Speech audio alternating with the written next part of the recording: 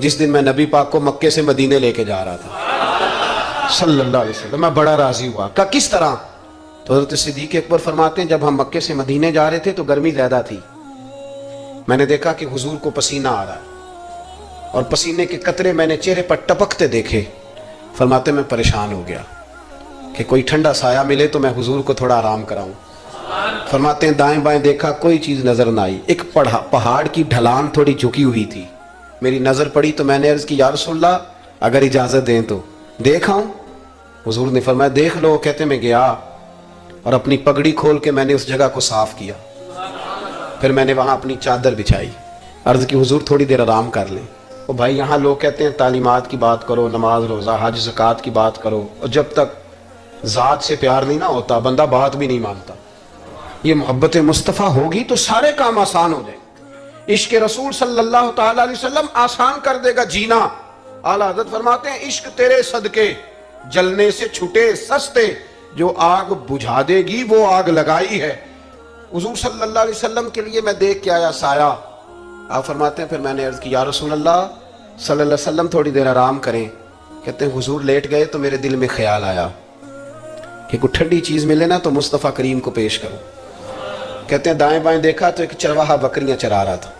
उससे मैंने कहा कि दूध दे दोगे थोड़ा सा?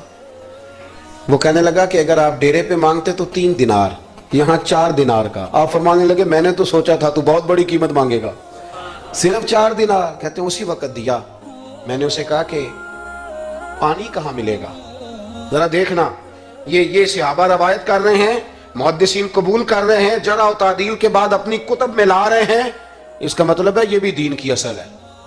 इसका मतलब है यही बुनियादी दीन है जो हमारे मुहद्दिसीन ने हम तक पहुंचाया। मेरे रसूल करीम अलैहिस्सलाम के गुलामों हजरत अबू बकर सिद्दीक रज़ी अल्लाह तआला अन्हु कहते हैं मैंने कहा कि पानी कहाँ मिलेगा?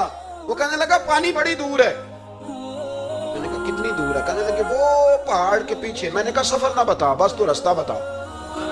इसलिए कि जब इश्क सिखाता है आदाब खुद आगाही, फिर खुलते हैं गुलामों पे इसरार शहनशाही।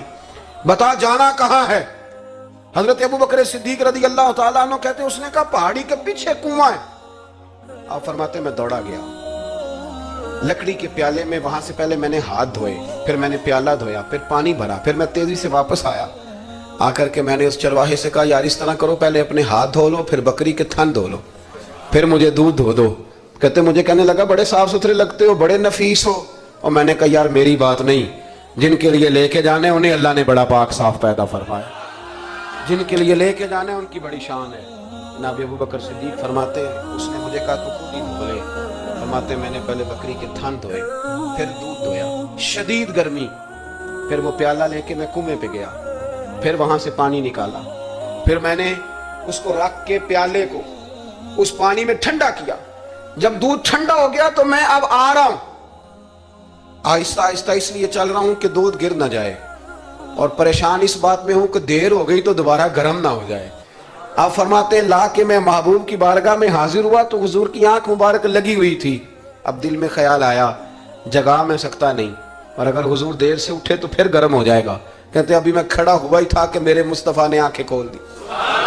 रसूल करीम अलैहिस्सलाम ने आंखें खोली। हजरत अबू बकर सिद्दीक फरमाते हैं घुटनों के बल बैठकर जब मैंने वो दूध का प्याला मुस्तफ़ा को पेश किया, उस परदेश में, उस सफर में, जब दाएं बाएं कोई और नहीं था, जब वो मैंने पेश किया ना, हुजूर ने पहले 3 घूंट पिए। फरमाने लगे अबू दरदा जब वो 3 घूंट पी के मेरी तरफ देख के हुजूर मुस्कुराए ना तो मैं खुल के रोया, मैं खुल के रोया।